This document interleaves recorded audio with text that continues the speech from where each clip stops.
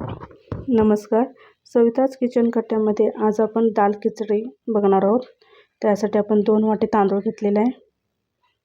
आपण 3 प्रकारचे डाळी घेऊन डाळ खिचडी बनवणार आहोत. ही छोटी वाटी मूग डाळ,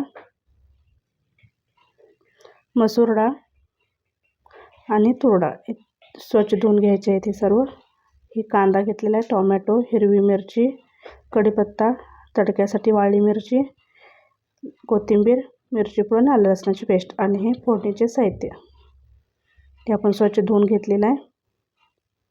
आता कुकरमध्ये आपण 2 मोठे चमचे तेल घेऊया. जिरं फोडणी टाकलेली आहे, मोहरी टाकायची आहे, कढीपत्ता. नंतर आपण कांदा टाकून घेऊया. व्यवस्थित भाजलेला आहे कांदा. त्यात आपण हिरवी मिरची टाकलेली आहे. व्यवस्थित भाजून झाल्यावर 1 चमचा आलं लसणाची पेस्ट. आता हे 2 टोमॅटो चिरून घेतलेले होते ते टाकायचे. त्यात आता आपण हळद पूड, 1 चमचा मिरची पूड आणि हिंग टाकायचं आपल्याला. व्यवस्थित आपण एकसारखे परतून घेऊया. आता आपण धुवून ठेवलेली डाळ आणि तांदूळ यात घालायचं आहे. 1-2 मिनिटं आपण तेलात हे परतून घ्यायचं आहे. कलर छान आलेला आहे. आता आपण एका वाटीला 2 वाटी पाणी याप्रमाणे पाणी घालून घ्यायचं आहे. एखादी वाटी पाणी जास्त टाकायचं आपल्याला. चवीपुरतं मीठ आणि हा छोटासा गुळाचा तुकडा. व्यवस्थित असं मिक्स करून घ्यायचं आहे.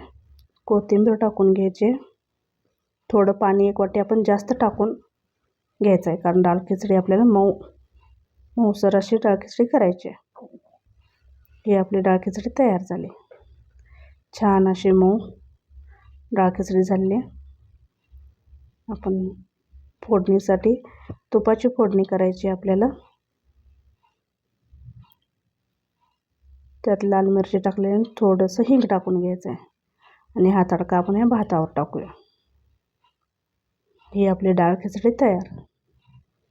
ही डाळ खिचडी आपण उडदाचे पापड, लोणचं, काकडी, कोशिंबीर सोबत खाऊ शकतो. वरून तुपाची धार टाकलेली आहे.